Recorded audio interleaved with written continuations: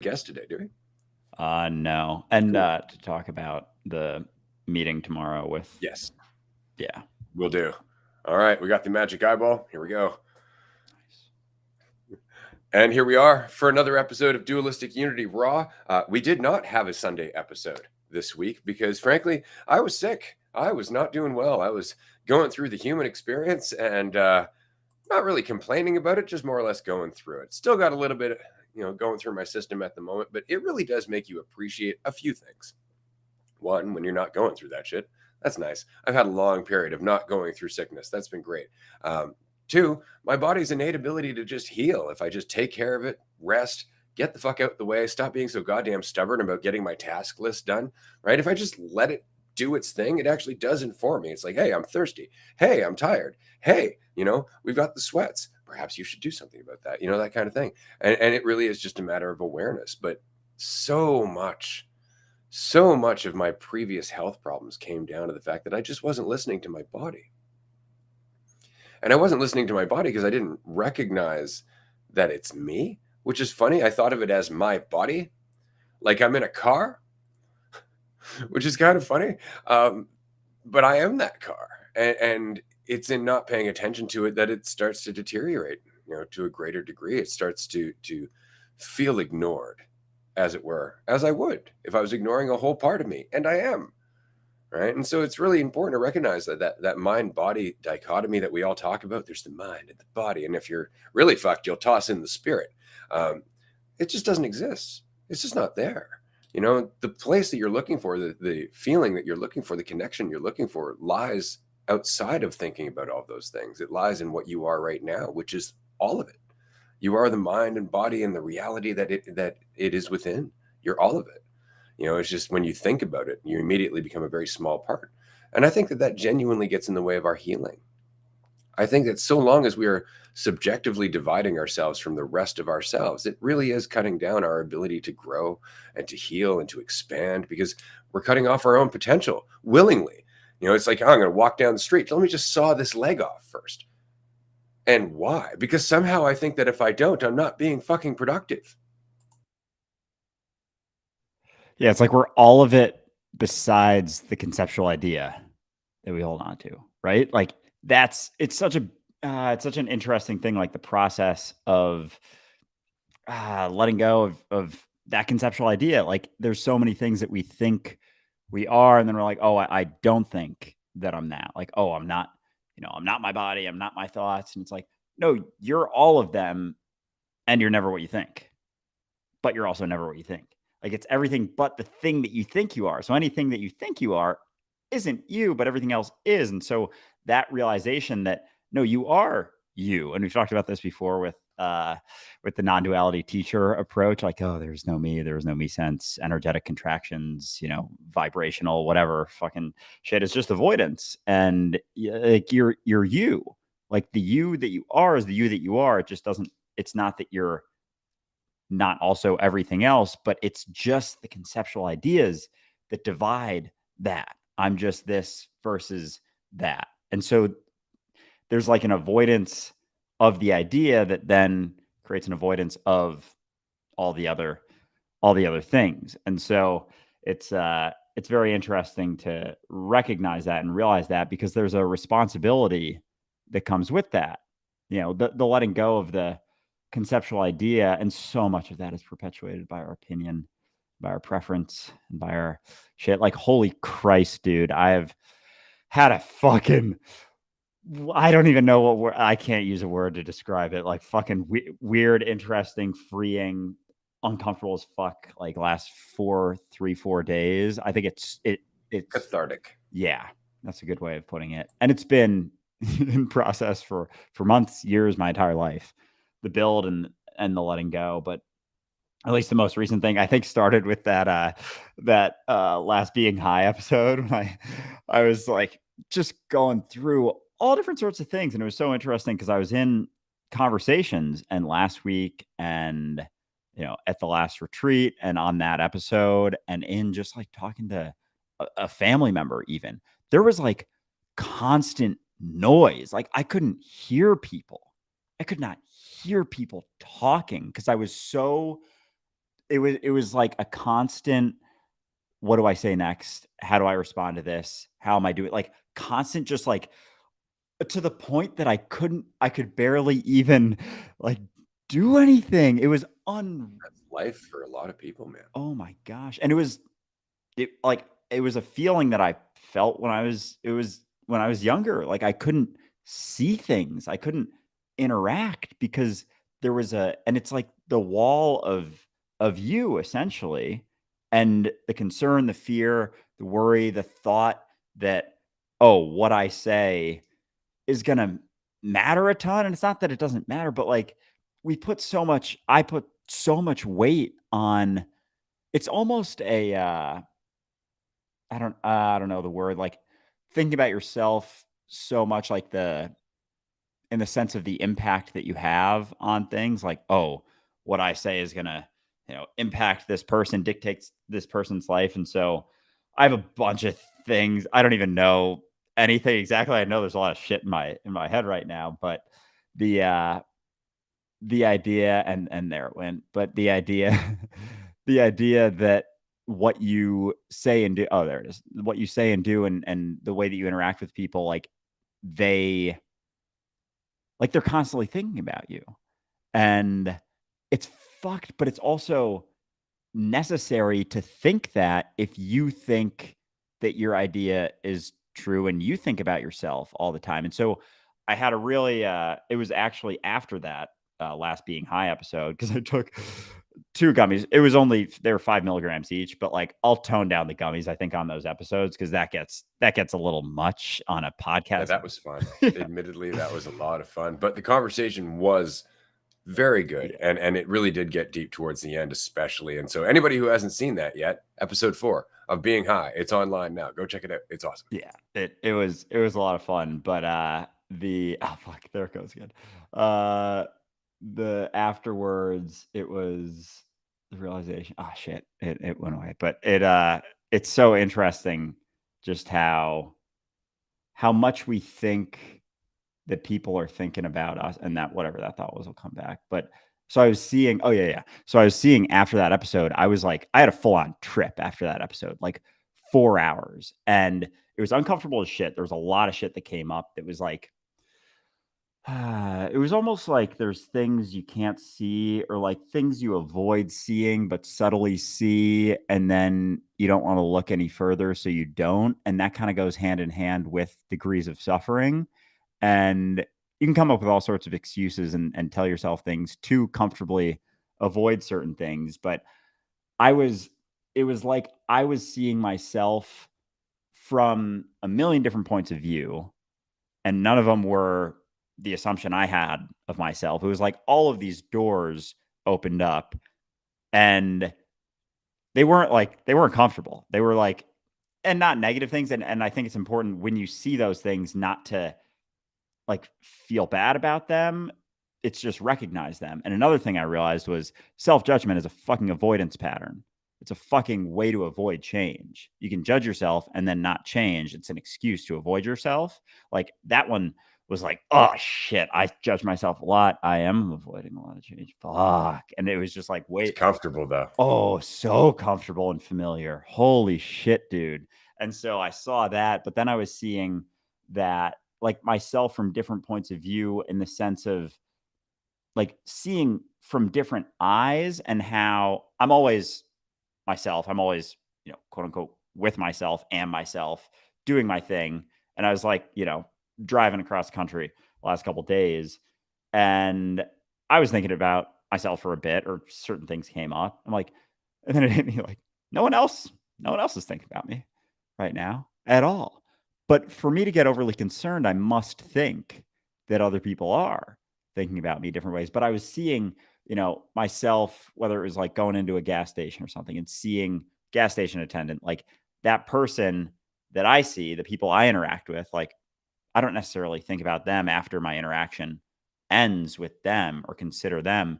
And that's the same thing that happens with you. And how quickly, like there was one instance where I noticed something, someone doing something and I was like, oh, that's an interesting thing to do. And I wanted to, I was almost aware of how long I kept that thought in my head. And it was like 10 seconds.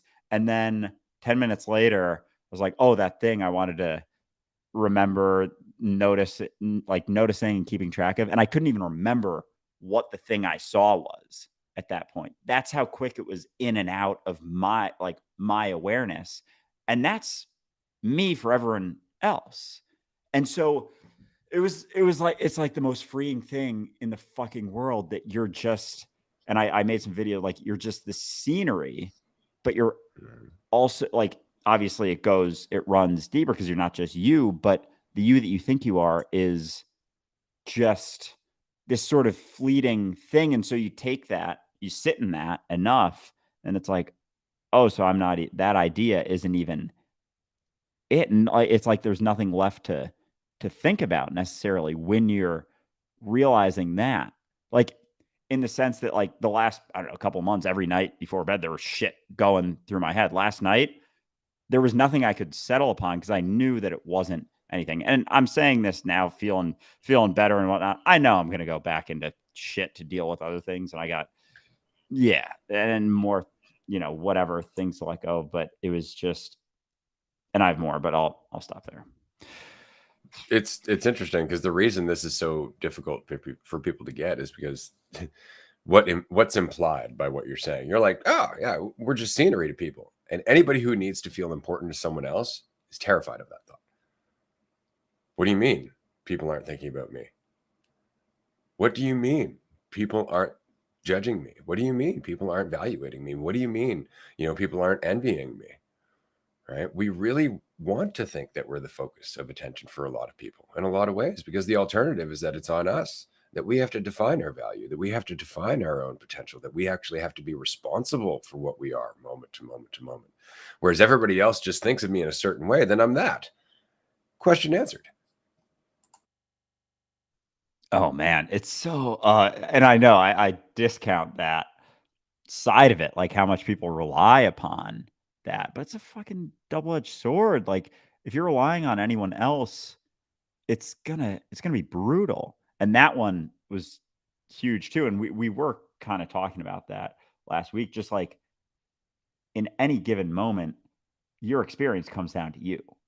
Like, it's always on you, which is, and I know we talked, I think, more in private about that, but the recognition that you can, it's like, it's only as hard as you want it to be, almost. Like, it's not to say that shit doesn't come up and things don't get difficult, but it doesn't have to be difficult. Like, it can be easier. You don't have to give so much weight to your opinion, your perception, all of those things. And I told Ray when he told me that, I was like, I'm not gonna lie, I don't love that. Like, that there's a part, and it's not to say that I don't, but like there was a part of me that was like, I kind of want it to be tough.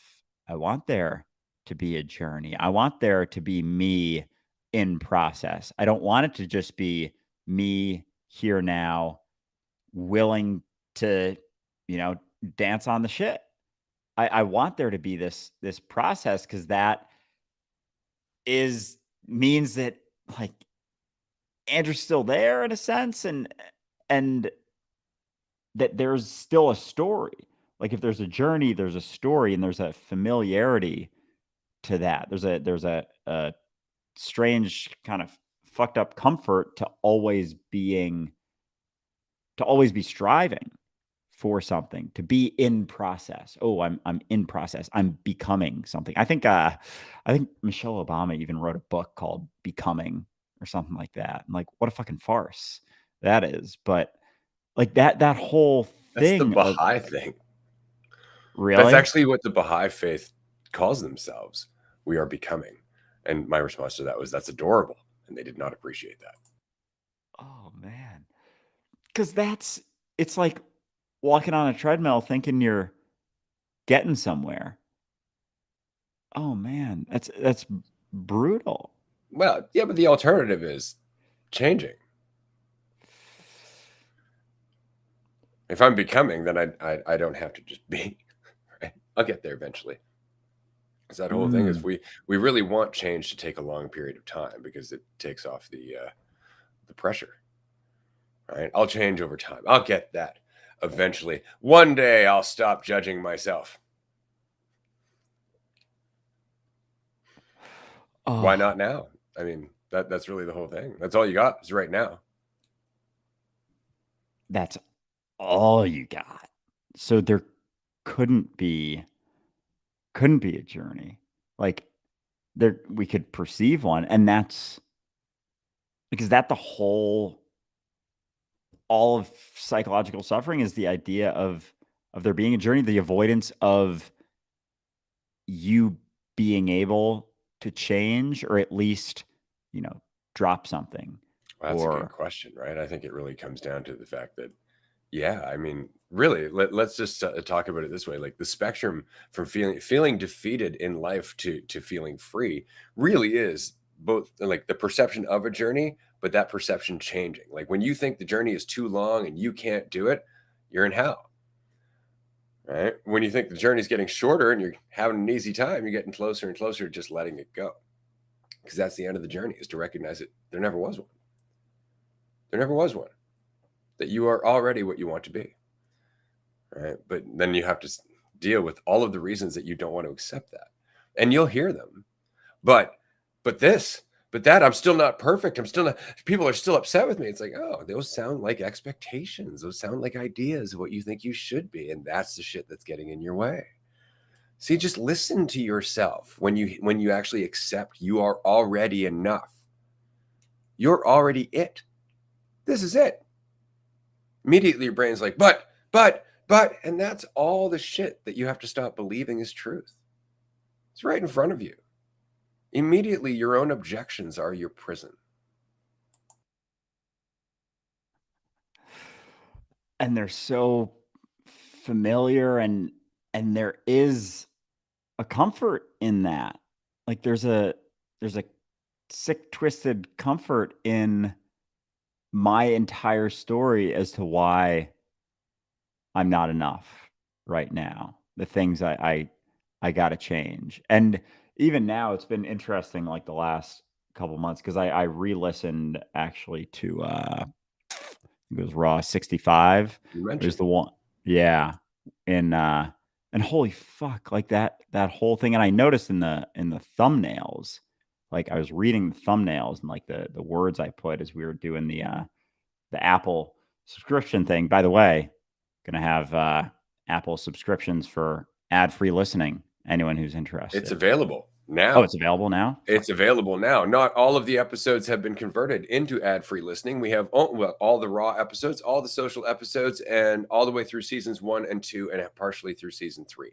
The rest of the episodes will also have ad-free listening within the week. So you can jump on there for a monthly fee, and you never have to listen to these annoying little ads that interrupt our conversation. Just Fuck kidding. yeah. We love those ads. Thanks. Thank you, ads, for helping to keep this party boat going. That's really what DU is. I'm noticing that this is just a ship that we're all putting time and energy into. It's just something that's out there floating on the ocean of possibilities, as it were, and we're all just kind of like enjoying the conversation on the deck.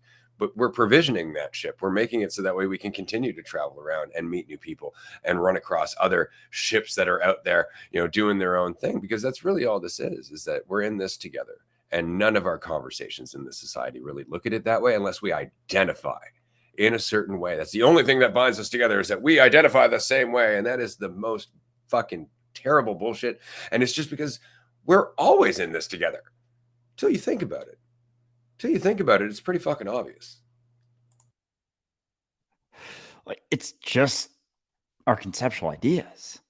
Like that there's an entire world of conceptual ideas, and without those, it just is like the any of the deeper recognitions become very obvious when you're willing to question your narrative about things, your opinion of things, your judgment about things, and are willing to look at the root of that not being true, not being objective truth. Like your opinion isn't objective truth, and it seems obvious, when you say it like that. But how quick we are to think like, oh no, it well it could, and we'll like I'll argue it, and I'll be like, well, it could be the truth. It's like, yeah, it could be, but is there a benefit to focusing on it?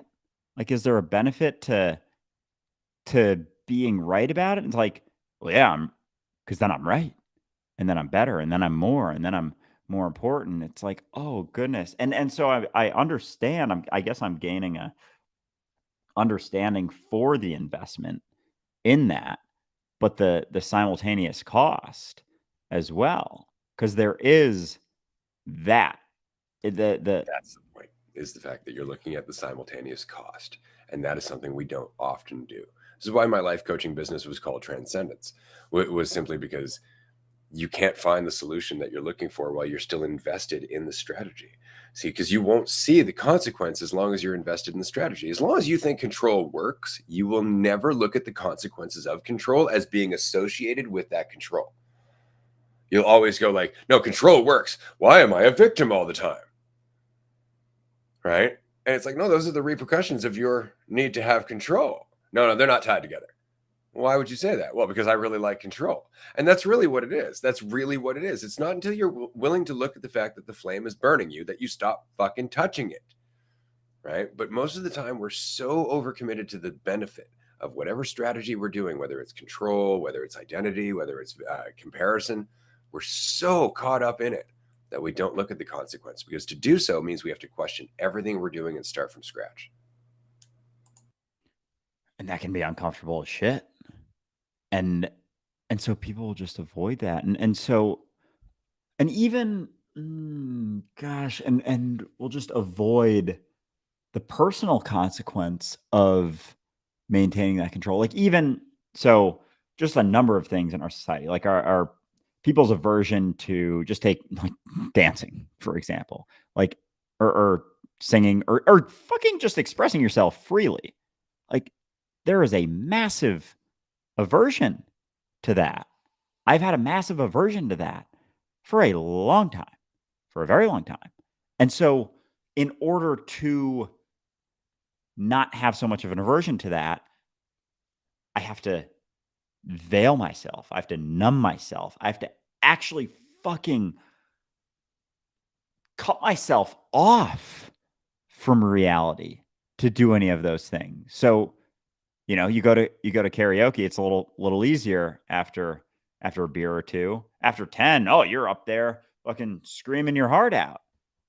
Crushing the dance floor, all that stuff. And it reminds me, I think I've brought up this example before of like in middle school, you had like middle school dance or something. And there was always like, there was no booze at a middle school dance. And so at first everyone was a little, hesitant. By the end, everyone was jumping around, sweating. People had, going crazy, having a blast. And there was like a shift at some point that people just got more comfortable, kind of like that video of How to Start a Movement, when no one's dancing, one guy goes in and dances by himself for a little while. Finally, one other person joins, a few more people, a few more people, a few more people. It shifts from, it's uncomfortable to be the one dancing to it's uncomfortable to not be the one dancing. And I think that's all this is. Like, that's all this conversation is. And the beauty is that you're it. I'm it. And so as you change, it changes. And it's not to say that it changes like that, but at the same time, it's like it is playing out. And if you're actually living for you, the change and the speed and the rate of change is kind of irrelevant, because you're free in yourself doing your thing, and that's it. Like, there isn't so much of a focus on anyone else doing any other thing. But it's so interesting how those aversions, like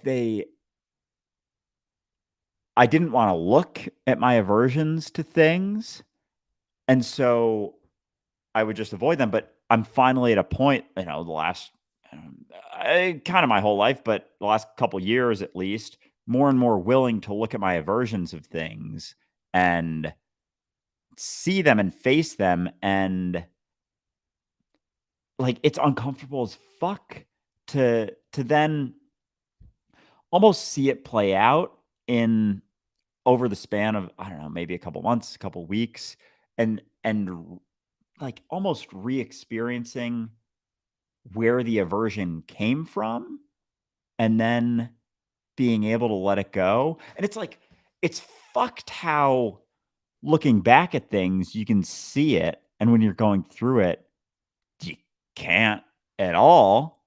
And you're fucking like completely, it's like you're veiled from experience, not fully. And I'm not saying that it's, and the last 4 months or whatever that I've been completely veiled, but there's been moments of clarity for sure. But then coming out, it's like, coming out of it. And that's even funny, assuming that there was anything, like I've been here the whole time just with different things, but then you see, oh, I don't have to be so averse to that. I can do that. There isn't the cost. There isn't your assumption about what's happening isn't what's happening, but you have to go through it. I had to go through it to see it. And then it's playing out, and it's not that you have to do something active to let it go. It's like, it's just that you don't have to run from it. Like your willingness to not grab on to previous tools is it playing out. Previous things, avoidance tactics, patterns, things that, identity-based things to reinforce a positive idea as I was going. It's like, oh, you're feeling bad about this. Just think positive. Just be grateful. Just do all this shit. And that's an avoidance of where that's coming from. You're not facing the thing that it's coming from. And so when you aren't grabbing onto those things anymore, it's not to say that it gets comfortable, but then it continues to play out, continues to play out, continues to play out. And then it is like you almost come out of a fucking dark pit, cave, whatever. And then like, oh shit, there was a lot in the way there. Like, just for example, like telling jokes. Like anyone who's been to a retreat, holy fuck, I don't think I've ever told a joke in my life. And I realized that more recently. It's like, why is there an aversion? Well, I don't think I'm funny. I told myself that for a while. That was Hard to another be funny if you're not telling jokes. yeah, right. And yeah, and so then I was like, wait a second, like I don't have that. That is just an assumption. That is just a comfortable, familiar assumption. And then it was like yesterday in the car, I just stopped telling myself that. I don't even remember what it was. It's kind of, it doesn't really matter. But it was went hand in hand with like the scenery recognition. Like I'm like a fleeting passing by thing, and so I can be there isn't so many reasons to be afraid of putting yourself out there. Or if you start telling a joke and like forget it halfway through, like laugh at that. It's like, it's irrelevant to someone. Like no one else is going to think about that for more than like almost at Unless all. they really want to, and that's not about you. Exactly. And when they do, it's them. Like seeing like the scenery thing, noticing that or realizing that, and then thinking like, okay, if someone does think about me for a while, it's like, that's funny. That's funny in itself. If someone continues to think about you, it's like, I got a lot of real estate in that mind of yours. I've set up shop. I've built a home there. That's interesting, but that's on you to look at. Why do you keep focusing on someone else? See, just know your intention. It's really it. It's just we like making things complicated. We think that somehow if I know exactly how everything's going and everybody perceives me and what's going to happen, then I'm going to be happy. It's like, nope, never happened. It's not working yet. You've been trying it this whole fucking time, and you're still coming to this conversation looking for a way out. So just question all that shit. We have a question here. I want to get to it very quickly. I've tried adopting your way of thinking for a few months now. That immediately makes me suspicious. And it makes me feel at peace in my day to day living. Good. I'm glad to hear that. But I find it hard to live a compelling life without feeling the need to pursue a meaningful goal or dream.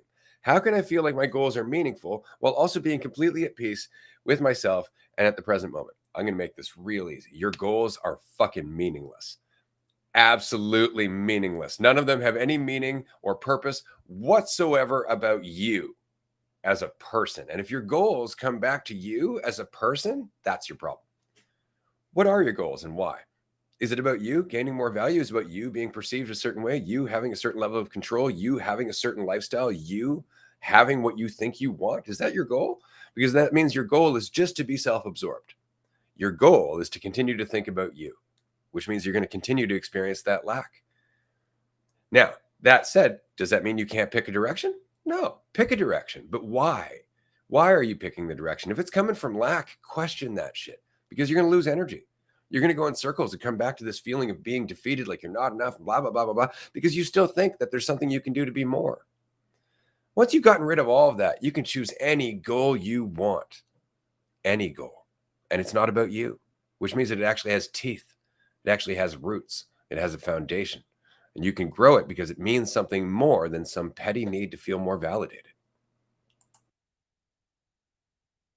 Yeah, because the thinking about yourself is arguably the biggest energy suck ever, like ever. And so setting a goal, constantly thinking about yourself as you're doing it, is going to make it so much more difficult to do anything.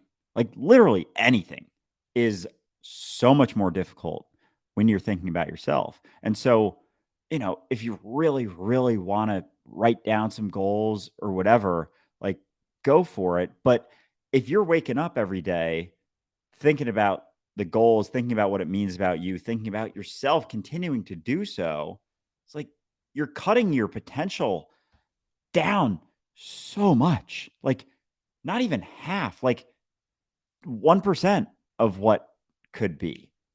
And there's no adequate measurement of that, obviously, but it is arguably the biggest energy suck you can have, is to constantly think about yourself. And guess what? You're the only one doing it. You get to that goal. And so this is something else that kind of hit me was, and it relates to goals. You set a goal. It's like, why are you setting that goal? Is it for you? Is it really for you? Like, yes. Is it? Is it actually for you? If you were on an island by yourself, would you still set that goal? If yes, cool, go for it. If no, look at that, wonder about it, because then it's not fucking for you. If you're thinking, you're. I had a conversation a couple of weeks ago with someone talking about how they like getting dressed up. It's for me. It makes me happy. Okay, you go to dinner by yourself in a fucking white room At home. at home, exactly. And no one else is there cooking for yourself, doing whatever. You're still gonna wear that, that super fancy outfit or dress or whatever it is. It's like if the answer is no, you're not fucking doing it for you. You are not doing that shit for you if you are alone and you won't do the same thing. If you are entirely alone, you won't do the same shit. It's the same thing with the needs conversation. If you're alone on an island, like what do you actually need? It's like very basic shit. Other things aren't needs then. These goals, and so it's so important if you actually want to be free in yourself to to look at that, to be willing to look at that, because you get to that goal, you achieve that goal. No one gives a fuck. No one fucking cares if you achieve your goals. No one cares if you get to that spot in your life. They're going to see it happen. They're going to see it on their fucking Facebook feed. Oh, this person accomplished this. This person achieved that. This person, blah, blah, blah, blah, blah. I'm hungry. I got to go get some lunch. Gone. Like that. It's so fleeting. You to everyone else are so fleeting. The things that you do, the things that you achieve, like, and so it's so vital to live for you. And there's things, little things like that, like imagining you're alone on an island. It's It's like if you don't have the same goals with that, if you don't live the same way, like I'm not saying change everything about your life, but just be willing to look at it. Just be willing to face that because it will benefit your experience because as long as you're living for someone else, there's no spot that you get to. There's no journey, there's no trajectory, there's no space where everything is amazing unless you're living for you. Cuz no one cares about you accomplishing anything really. I mean, some people might, I guess, certain, but like even then, even like someone who's really, really, really close to you, it's like they're still focused on them, their life, their experience almost all the time. Even, a partner, a spouse, a father, a son, a close friend. Like, you keep them in mind time to time, like check in with them. But like, how often do you think about anyone else? And it can be uncomfortable to realize that no one really cares that much about what you do, what you achieve. But at the same time, it's so freeing because they don't really care if you don't accomplish those things. If you fail, if you step out of your comfort zone, do something that's really fucking uncomfortable, fall on your face, there are going to be people maybe who do judge, but it's like look at them, their experience. Like and put yourself in their shoes. Like if you're looking at someone judging them, it's clear that they're suffering so much. But yeah, it's just yeah, it's important to keep those things in mind. I think it'll shift the way you live. I think so. I think you touched there a lot on why I do this. As you know, I have my own reasons for having this conversation, and I have since we started this. And it's largely because it's so very difficult for people who are trying to be more in themselves to have the clarity to actually care. And it's not that they don't, it's just that they're so afraid and so caught up that whatever care or love actually comes through is diminished by how much they're trying to protect themselves from the world that they see as separate. And so it's not that the people in our life don't care about us, it's that there's so little room left to see us because they can't see themselves. They're just desperately looking around, just frantically trying to figure out what the fuck is going on.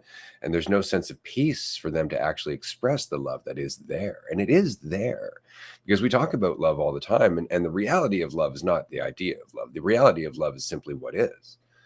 Love is the acceptance of what is without precondition. Right. And so once you just accept your what is, you're not trying to be anything, you really have no need of your own. And so you're left looking around at the rest of you. And you're left looking at how much of you is still, wrestling with that fog, being lost, hurting itself. And so you actually do start to care. And you care because you care about yourself. You're not caring about them at all. Right? It's just that there's no idea of you in the way. There's no idea of you in the way. You're not trying to care for another person because you are not thinking about yourself separate from that person. You are simply embodying care. And that is why I do this, because I actually care. I really do about everyone we talk to and everyone who's listening to this.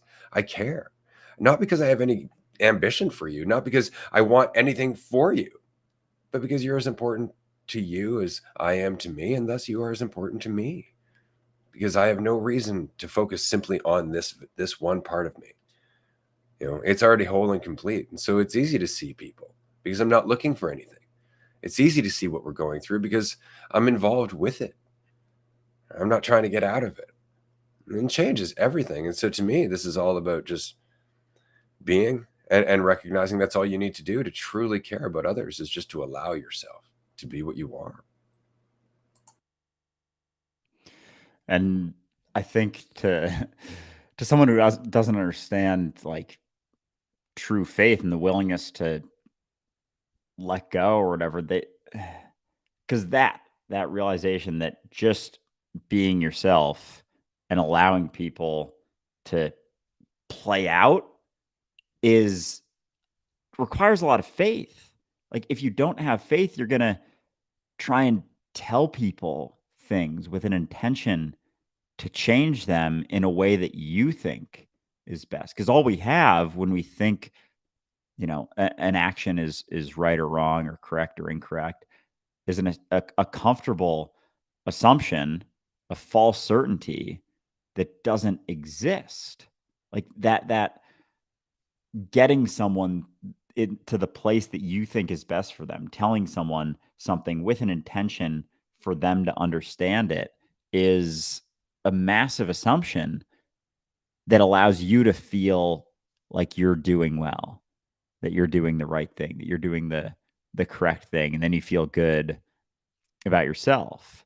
And I was having I talked to a number of a few friends just on my drive the last couple of days, and I was realizing just that I can just pay attention, I can just be involved, like just be involved without thinking about myself and my response or how I'm gonna say something or the right thing to say. And I was just there. And it wasn't that I was doing it in order to have a better conversation or in order to whatever. It was just I wasn't in the way, and that was it.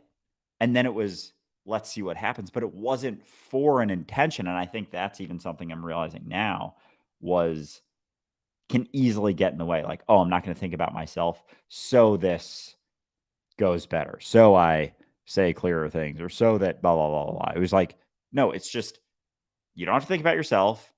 See what happens. Like, that's it. It's just Repeat, rinse and repeat. Correct. It's like yourself out of the way, because that's just a familiar assumption that you keep going back to over and over. Exist. Be. Blah, blah, blah. Whatever. You mean I don't need to like know about resonance and frequencies and fifth dimensions and the intergalactic fucking battle between heaven and hell? I don't need to know all this spiritual mumbo jumbo. I don't need to, and that's all it is. It's like, but then what? It's like, well, find out. Find fucking out. Like that. Oh God, it's like frustratingly simple. Yes, it is. That's a good way of Yeah. putting it. I know it's so funny because at some point, very, very shortly, we're going to have to go and start doing a commentary series on our original season 1 and season 2, because it's just been long enough now. Hell, we're coming up to our 2-year anniversary of starting Dualistic Unity on September 28th. It's going to be 2 years since Dualistic Unity was born. So I think that might be a good time to go back and revisit, because frankly, this is the conversation we've been having since the beginning. I've been talking about this exactly like this since the beginning. The only difference is how much fog was in the middle. The only difference is how much we were just like, no, it can't be that simple. That's all that's changed over the years for me. Over the last 20 years, it's just been over and over going, oh, fuck, right. I'm making it complicated. That's really what it is. Just over and over. Oh, fuck, right. I'm doing it again. And that's it. And then immediately it's like, do I want to judge myself for that? Why would I do that? I'm doing it again. And so finally, I've just gotten to a point now where it's kind of just keep it light. Just keep it light. And the rest takes care of itself. And this is why I say every mushroom trip for me. And this, I find it so funny because, again, I don't do psychedelics anymore. I don't fucking have to. And when I do, I always end up in the exact same place. There's not this giant climb through my shit to come to a moment of clarity anymore. It's just like, oh, right, I'm still here. Carry on, shut up. And that's pretty much it. Just carry on. And when I say shut up, I mean try not to get too lost in your preferences. So just try not to get too lost in your opinions and everything will work out just fine. I find that to be the funniest goddamn and yet most profound lesson in my life. Just relax. Just relax. And people are like, what, like physically? So I need to meditate more? No. That's not relaxing. You're still looking for something. You're still trying to figure out what you need to do. That's not relaxing. You're still putting in effort. Relax. Relax your mind. Relax your soul. Relax. Stop trying to be something other than what you are. Breathe. Feel the seat underneath your ass. Feel the fucking ground underneath your feet. Feel the air around you. This is it. This is it. Right here. How often are you here? How much time do you spend being present? Because that's going to determine how sensitive you are to your own fucking potential. But if only every once in a while you allow yourself to be quiet enough to be yourself and then immediately like, well, I got to think about something. I got to be on the path. I want to get back here. Then you're not giving yourself a chance to actually just get used to being you. You're giving yourself a chance to continue to try to be you. And that's something you've been doing this whole fucking time. Just relax. Because it can be so comfortably familiar to be going somewhere, getting somewhere, like being on the correct path. That's just your fucking opinion. Like, and that's such a massive part is like, do I have an opinion of this right now? Do I have a preference that's coming up? Do I have an opinion of this experience right now? Because my opinion is going to get in the way. It's going to reinforce myself. And it's going to make it way more difficult to do anything at all if I have an opinion. Even if I have an opinion about having an opinion, it's like it can come in so many different ways, shapes, and forms, and then judging yourself. And the self-judgment one is, oh gosh, that's been I'm not judging myself for how much I fucking judge myself, but it's funny to recognize and seeing it as like, oh, that's uncomfortable to realize that it's another fucking avoidance tactic. Yes and no. So there is that one side of it. Yes, it's an avoidance tactic that your brain is going to play on its own regardless. Yeah. That's really it. Like your brain's a comparison machine. It's not it doesn't look at it as avoidance. It looks at it as what it's supposed to do. Right. And so part of that is judgment. As long as identity is in there, discernment becomes judgment. Without identity, it's just discernment. And so that's really what's undercutting all of that habitual judgment is the fact that you think it's about you. There is no you for it to be about. In which case the brain's just like, oh, okay, so I can just compare attributes. I can go, that's taller and shorter and, thinner and bigger. And it's like, yeah, you can do that without it meaning that I'm somehow less or more for being taller or shorter or bigger or thinner. Right? But it all comes down to identity and our belief in it. As long as we believe in identity, our thoughts fucking revolve around that shit like it's real. Yeah, I got into it a little bit with a friend who we're talking about good and bad, and we're not arguing necessarily, but discussing. And I was like, I keep those conversations so much lighter than I was smiling and kind of like laughing the whole time, not laughing at him necessarily, but just like kind of smiling. And it was just so interesting how, there were examples brought up like, oh, you're driving from one location to another right now. That must mean you think that's good. It's like, no, it's just what I'm doing.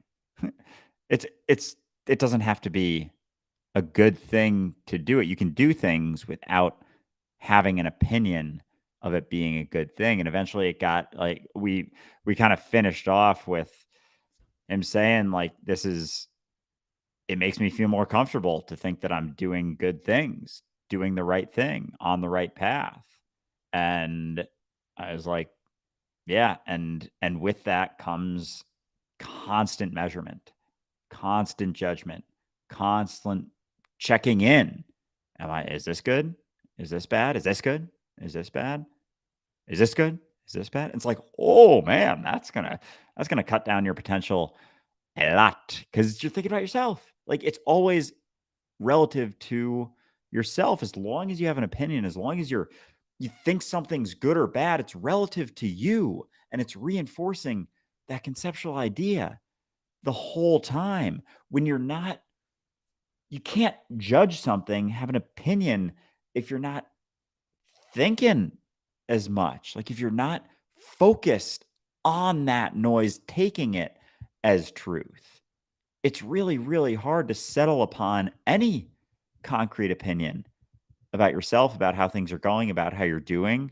But there's a familiar comfort in that. But it cuts you down because you're focused on that. Like, I don't think I realized how much attention can be on that. Like so much, almost all of it can be on that. And like, you're straight up not living, you're not existing. But the alternative is letting go and feeling like, oh, I'm uncertain. I don't have control anymore. I don't have a grip on the situation at hand. And that's unfamiliar. Doesn't mean that's uncomfortable. It doesn't mean it's something to be avoided, something to be learned, be tested out, be lived in, and just trying it out. It's because it's different. It is different than what I'm used to, not checking in all the time, being free from that because there isn't control. It's just an illusion that gets in the way. It gets in the way of fucking living, your fucking life. Yeah. And this is the more you get lost in it, the more you try to run from it, the more you try to compensate for it, the deeper it gets. That's really what it is. And it the alternative again is to let go. But then we have to deal with what we feel. It's like, I don't feel like I'm enough. Just let that pass. Just let that pass. That's really all it is. It's just when the thought pops up, I don't feel like I'm enough. What an interesting thought. Right? Not therefore it's the truth because I feel like it, but what an interesting thought. And we do this shit all the time when we're in a state of clarity. Like all of a sudden it'll dawn on us, oh, maybe Jack's angry at me. And think about it for a second. That's kind of Jack's problem. And you let it go. And that's it. Like we do that shit all the time, but we don't recognize that often we don't. We hold on to that thought because it made us feel a certain way. We react to that thought because it made us feel a certain way rather than question the way it made us feel, rather than question our belief in that thought. This is something that we learn very young about, kids who are bullies. Like they're not bullies because of you. They're not bullies because of you. This is the same with thoughts. Like they're not bullies. They're just things that you're taking too seriously. That's just their nature. It's their nature to compare. It doesn't mean that it has anything to do with you. It's not fucking personal. You are not the result of the comparison. That is simply its way of figuring out where the fuck you are amidst all of this shit.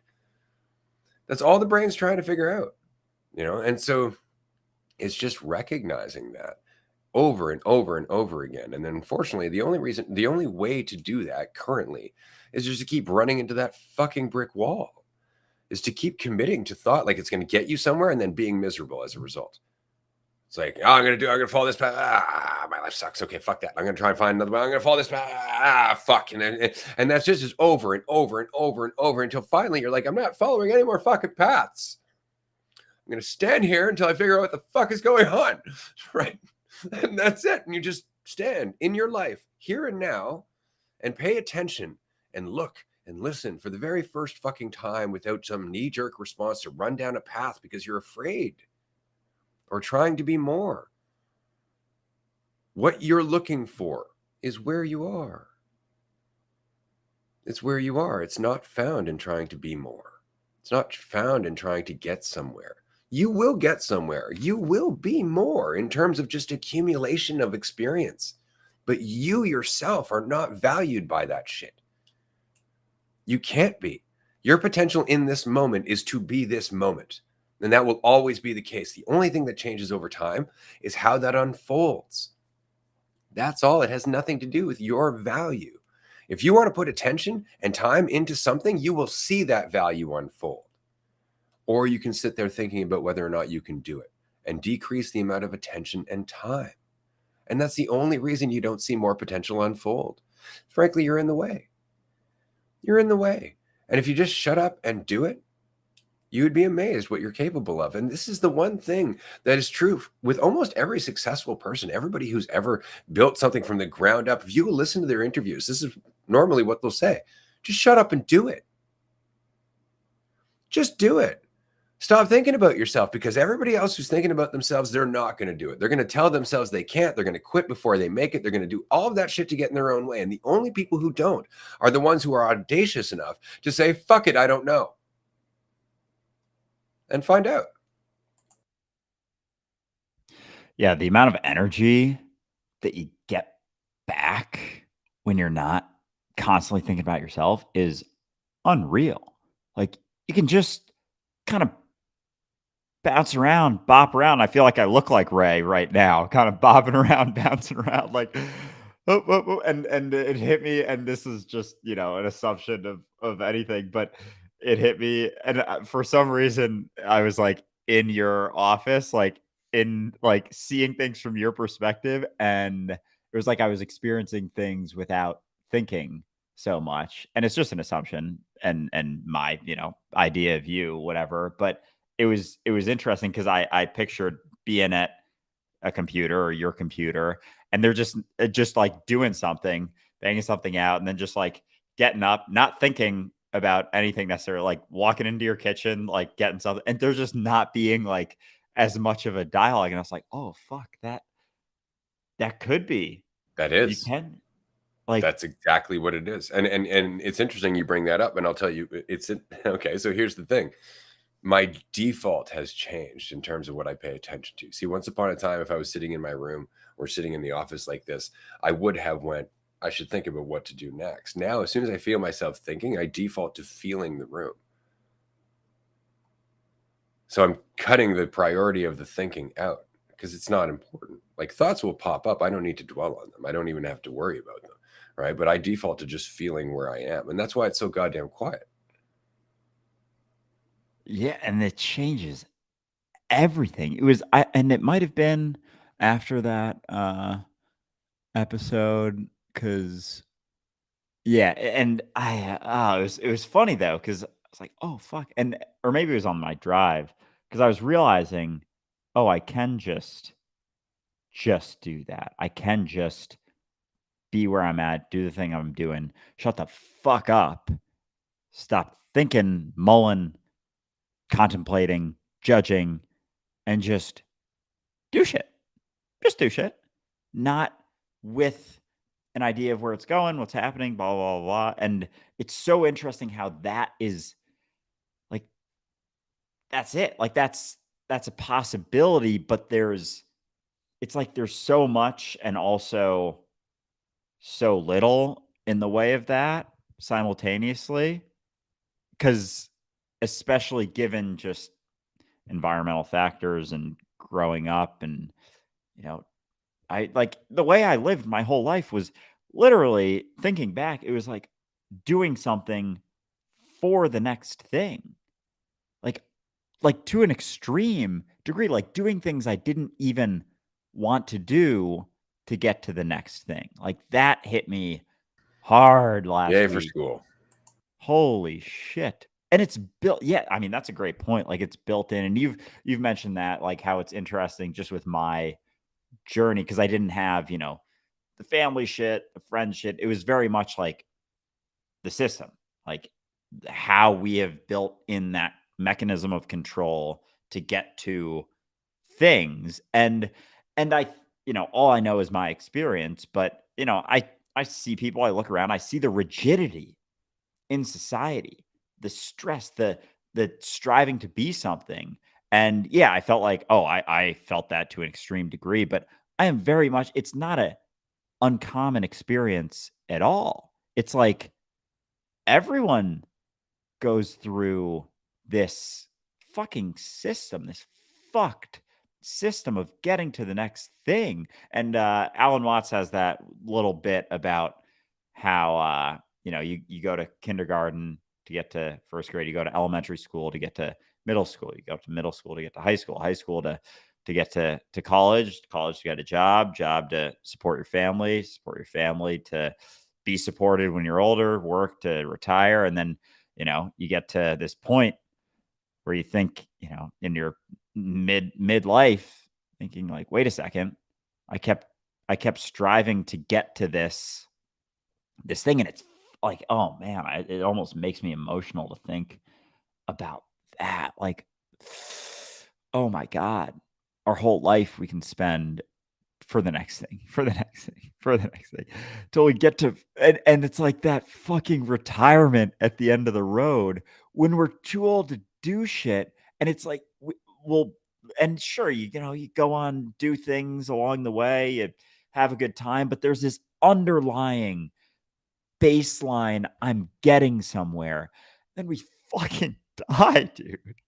Like, oh my God. That is brutal.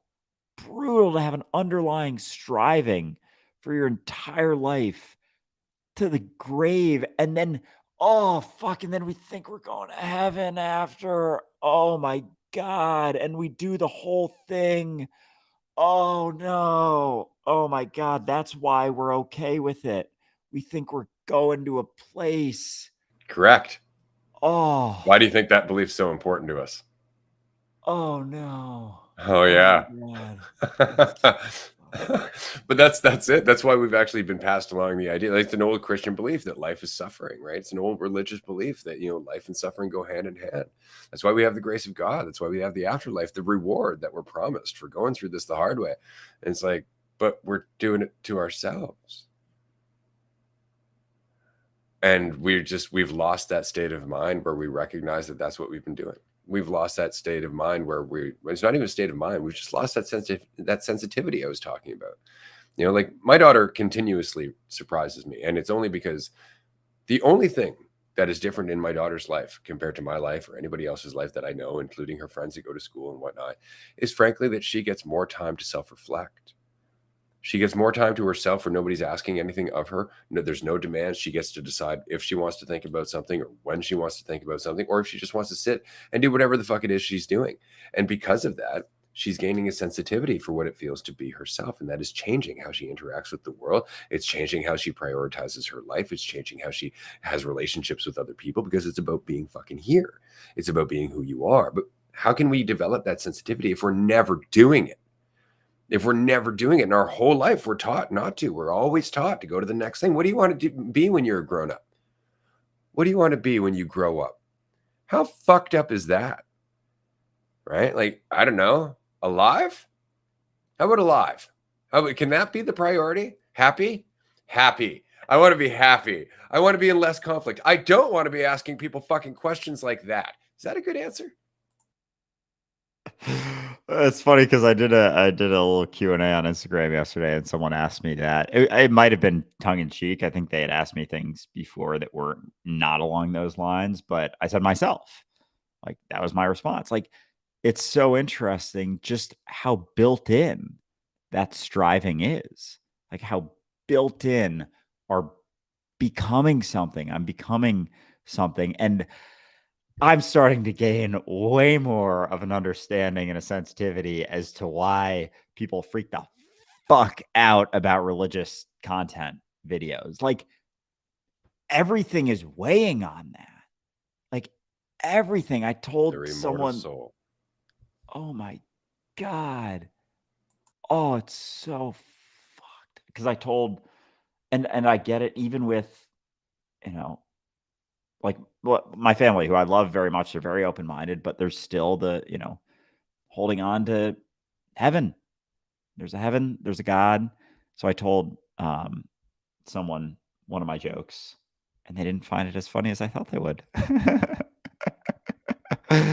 And I was like confused for a sec, but now I am even just in, like, in the last 10 minutes, this conversation we've had, I'm like, oh fuck.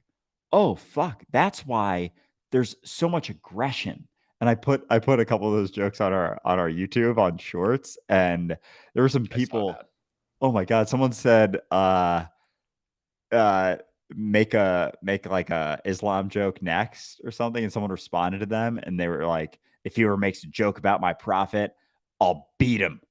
And I like Jesus too, so he better be careful. Like, oh my God. Like, that's why, you know, Spanish Inquisition, the Crusades, like, holy shit. Dude, it wasn't that long ago that like French cartoonist had his head cut off for drawing the Prophet Islam. Like, it wasn't that long ago because it's against their religion to draw any image of Muhammad, right? Like, and again, like, it's just the fact that we're terrified. See, I kind of look at it this way. And it's really important to remember this when you're talking to religious people, especially. Okay, you're talking to somebody who is leaning very heavily on a crutch, and you're coming over and threatening that crutch. That's what that is. That is that response. And they'll swing that fucking thing at you. They'll ask everybody else, "You believe in these crutches too, right?" And they'll defend themselves. And it's just because they really want that crutch. They really want it because they don't believe they can walk without it. They think they're broken. And what's worse is that the crutch is actually telling them they're broken. The crutch is actually telling them they're broken, that they're sinners, that they're not God, that they have to do something to earn God's fucking grace, that there's a checklist they have to live up to. Like, the crutch itself is a fucking dick.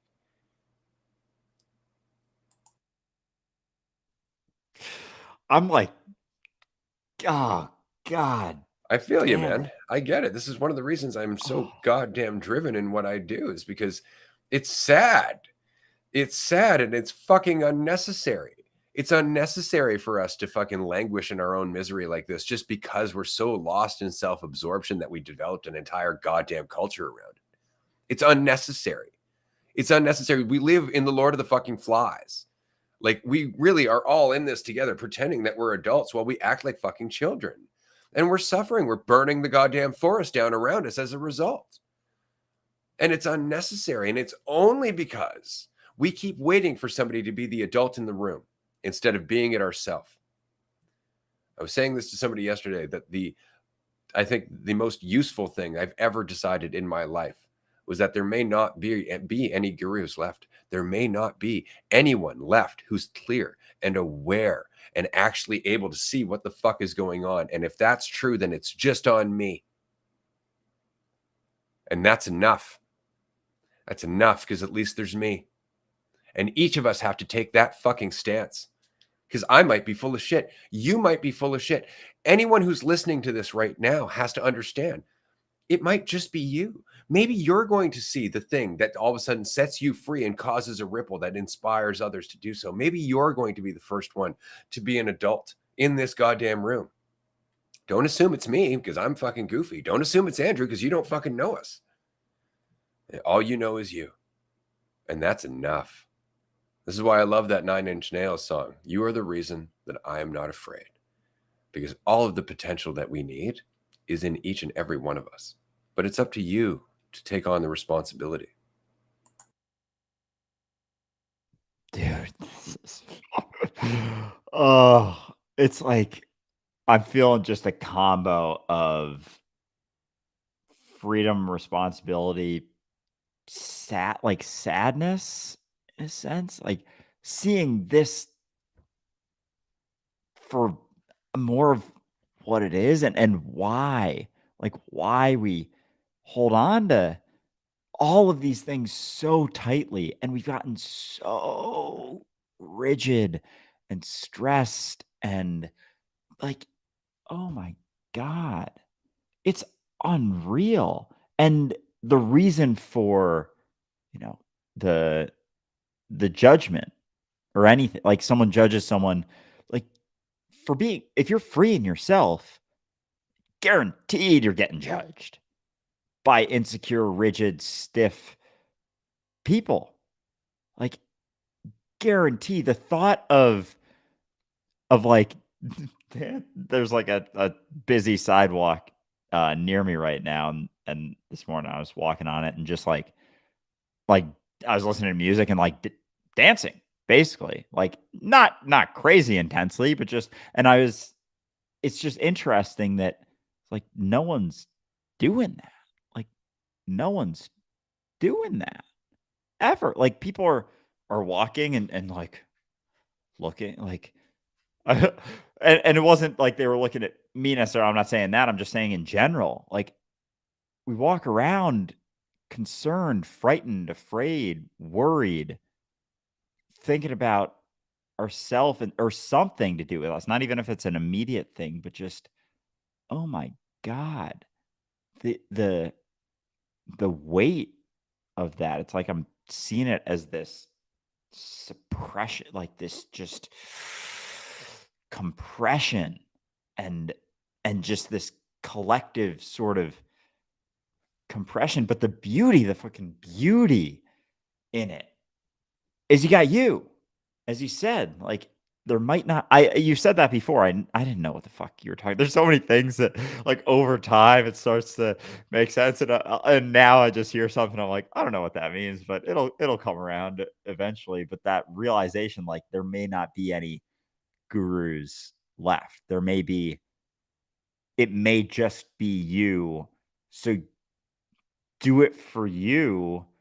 Be it like you have the potential. And that was another thing I realized in the car is like, holy fuck, if I'm out of my own way, like the fucking potential I have. And even it's like, because part of me feels like I just not woke up in like the spiritual fucking sense, but just like was kind of like a I don't want to say it, like kind of like a vegetable, and then it's like all of a sudden it's like Your own mini apocalypse. oh man, yeah, yeah, and it woke up to like, oh, I'm in this. It's kind of a cool. It's kind of a cool thing to be waking up. I have like the social media stuff. Got a podcast to talk about. Got Community. the community, like Remember all of I these. told you about 4 or 5 months ago, there's going to be a point where all of a sudden you're going to stop going through your shit and you're going to look around and go, how the fuck did I end up here?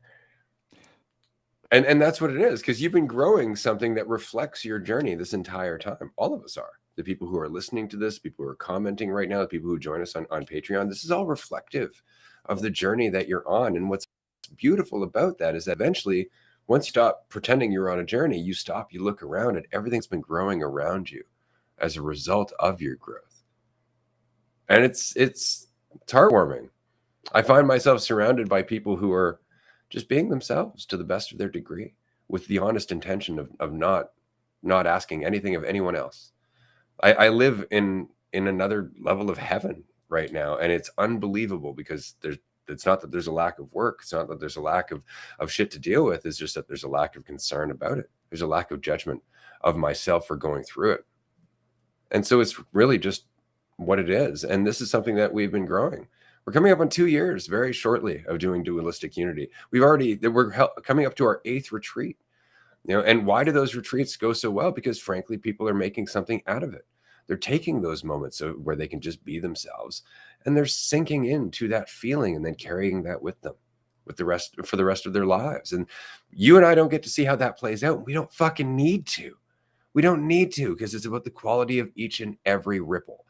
We have 2 minutes left for this live stream. I want to mention very quickly, we are having another mini retreat, October 5th. We already have 2 people coming to this. A couple of people have expressed interest, but the tickets are available. October 5th to October 9th, Vancouver, Canada. You can find the tickets at dualisticunity.com. There are supporter benefits or discounts. Tier 3 saves $350. Tier 2 saves $150. Tier 1 saves $50. If you can make it to this retreat, it's going to be awesome. There's a hot tub, pool table, foosball, ping pong, which I am particularly fucking stoked about. And everybody who's listening to this, understand the reason that we focus so much on play is because that in itself is a fucking skill. We really do hold on to this idea that unless this is fucking miserable, I'm not learning or growing. That's horseshit. You learned and you grew faster when you were a kid and playing than you ever have since. Because you weren't in the fucking way. There is nothing more transformative at one of these retreats than somebody learning how to play pool for the first time or playing a game for the first time and realizing nobody's keeping score.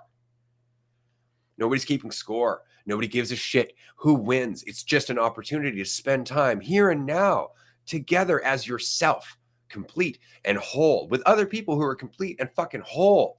So you can carry that feeling with you as you move forward. Not as a concept, not as an idea, not as something you need to believe in, but as something that you've actually felt and stayed in for long enough to appreciate. That is why these retreats are so important. That's why we do them. So if you can make it, definitely do. Dualisticunity.com. Again, the details are there. If you have any questions, reach out for us. This Vancouver mini retreat is the last one of this year. After this, we're just doing the Netherlands 9-day full retreat. That retreat is going to be fucking incredible. But if you haven't been to one of our retreats, I do encourage you to come out to this mini retreat. It's going to be a lot of fun, and it's going to give you an opportunity to see what this is really all about if you haven't joined us yet. And if you have joined us previously, get out to the retreat again, because there's always more opportunity for you to be a ripple for everybody else who is coming there for the first time. So I'm going to wrap up here. This has been a lot of fun. I'm going to pass it over to Andrew to shut us down for the day. But Andrew, it's good to see you, man. Definitely enjoying the clarity on your face. Good to see you too, man. Holy shit. And like last thing I'll wrap up here, but even that, like the play thing, like so much of my life was, well, what is this getting me? Where is this getting me? What is this getting me to? Oh, it's not getting me to anything? Well, that's not worth doing. Like straight up, almost everything I did was like for another thing. Like there was always an ulterior motive. Like I'm not saying like most of the time, I'm saying like always. If it didn't get me somewhere, mean something about me, build this thing, it wasn't worth doing. Like that, like fucking baseball for me became that. And I'm realizing now, like that's where it was when I started going through like extreme nerves and like shit. It was when I started trying to play college, like thinking about playing in college. Like that was the decision, and all because it shifted. It wasn't for the sake anymore. It's like the season before, the season after completely changed until I got to a point where I was like about to quit, which was like another year after. I went from like loving it, being really good, to like, this kind of sucks. I fucking hate this. And I basically decided I was going to quit, and I was like, I'll give it one more try. And it was that letting go that allowed me to, keep going. There was still variations of that, but the rigidity and just the fucking the madness in us coming from opposite ends of the spectrum, like kind of covering the ground of the rigidity of different stories, different things, like, from coming from extreme discomfort to extreme comfort. Neither of them are the fucking answer. Obviously, the discomfort, it's like maybe that's more obvious to see, but like the comfort isn't the fucking answer either. Comfort is not freedom. Comfort is not freedom, and is just another fucking prison, and is not the thing that you think that it is. There is an intense rigidity, stress, lack of freedom in comfort. And I don't know if enough people really understand that. Even those who are comfortable don't even understand what they're fucking missing. But anyway, I know we're at time, so Yeah, this has been a lot of fun. But yeah, it helps to remember that the struggle for freedom is not freedom itself. The struggle for self-awareness, as I said in a recent video, can become an addictive way to avoid the responsibility of self-awareness. You can actually get so caught up in trying to be something that you don't spend any time just being it. So that all said, we're going to wrap up here. If anybody can join us on Patreon, please do. Patreon.com/Dualistic Unity. There is a 7-day free trial available for a tier 2 membership, which means you can chat with us 5 days a week. Thanks so much for joining us, everyone. We'll see you soon. Bye, everyone.